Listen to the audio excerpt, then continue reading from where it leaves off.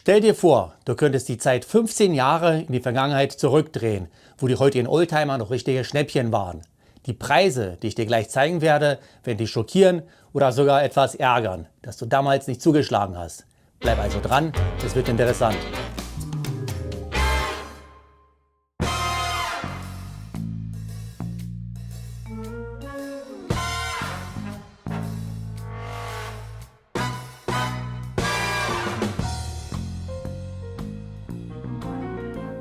Hallo und herzlich willkommen.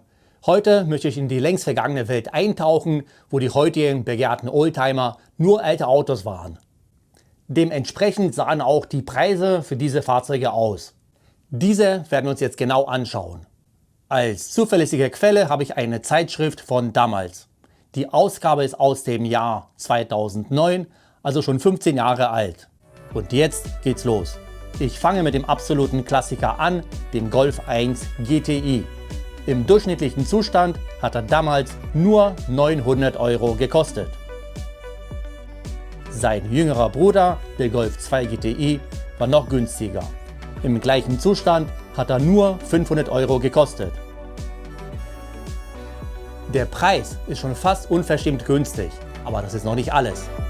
Der Golf Rallye, der heute eine absolute Rarität ist, war damals schon ab 2000 € erhältlich.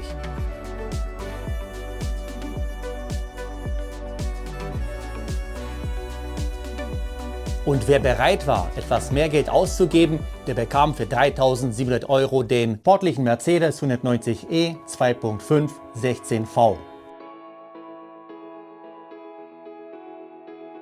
Für das gleiche Geld war auch der Lancia Delta Integrale erhältlich, was aus heutiger Sicht ein super Schnäppchen war. So, und jetzt zeige ich ein paar Fahrzeuge, die damals noch günstiger waren und heute trotzdem sehr gefragt sind.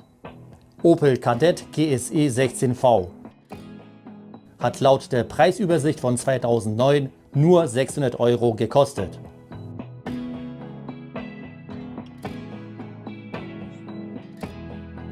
Und für nur 100 € mehr, also für 700 €, konnte man den Ford Escort XR3i bekommen.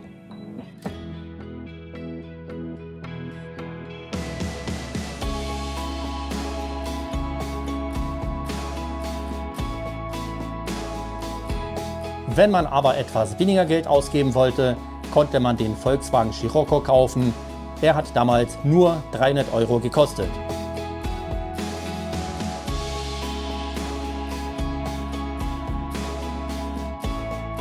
Sein Nachfolger, der Corrado, war teurer und war mit der Topmotorisierung als VR6 für 1200 € erhältlich.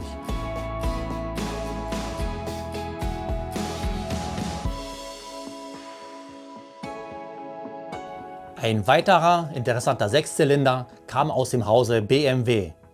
Der 325i E30 kostete damals im durchschnittlichen Zustand nur 700 €.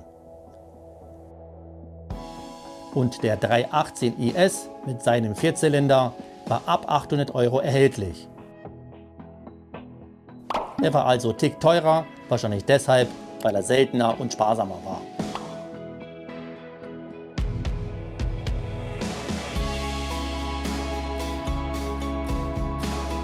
Nicht ganz so sparsam war der 528i, der im durchschnittlichen Zustand nur 1000 € gekostet hat.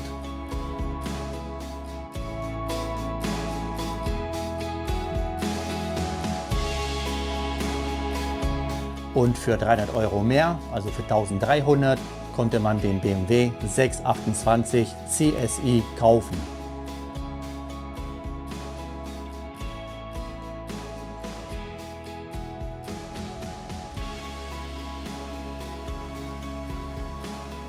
Heute ist er sehr selten und kostet im akzeptablen Zustand ca. 20.000 €. Damit auch dein Fahrzeug im Top-Zustand bleibt, habe ich dir in der Videobeschreibung geeignete Pflegeprodukte verlinkt. Schau dir das an. Jetzt kommen wir aber zu einem Schnäppchen aus dem Hause Audi. Der Audi 100 Turbo hat im Jahr 2009 nur 500 € gekostet. Heute klingt es fast unglaublich. Das ist aber noch nicht alles. Der Audi Coupé GT war schon für 800 € erhältlich.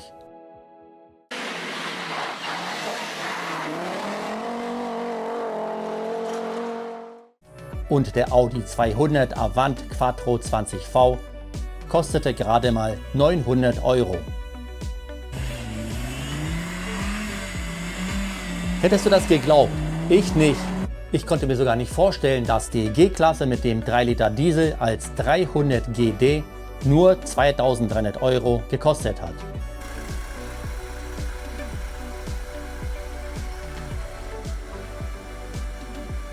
Und heute kostet sie sogar im schlechten Zustand das 10-fache. Und jetzt der beliebte Mercedes W123. Mit seinem 6-Zylinder als 280e hat er nur 1000 € gekostet. Und mit dem 3 Liter Diesel als 300D war er sogar 200 € günstiger und schon für 800 € zu haben. Und wer es aber sportlicher mochte, der konnte für gerade mal 2300 € einen Ford Sierra 2.0i Cosworth finden.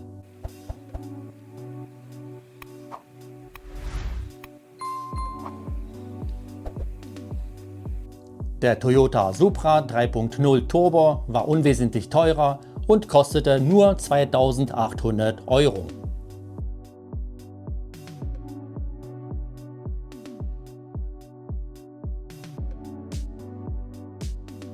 Aber es geht noch besser. Im Hause Porsche gab es auch mehrere Schnäppchen. Porsche 924, 1000 €. Porsche 944, 1500 €. Und der 928S nur 2800 €.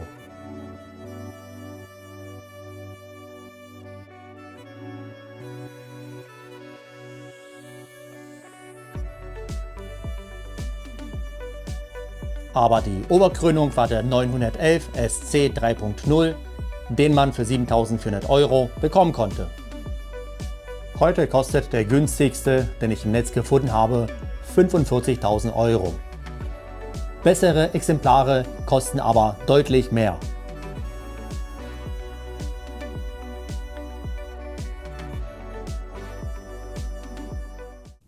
Und jetzt bin ich gespannt, was du darüber denkst. Haben dich die Preise überrascht oder hast du damit gerechnet? Schreib mir deine Meinung in die Kommentare. In diesem Sinne, bis zum nächsten Mal.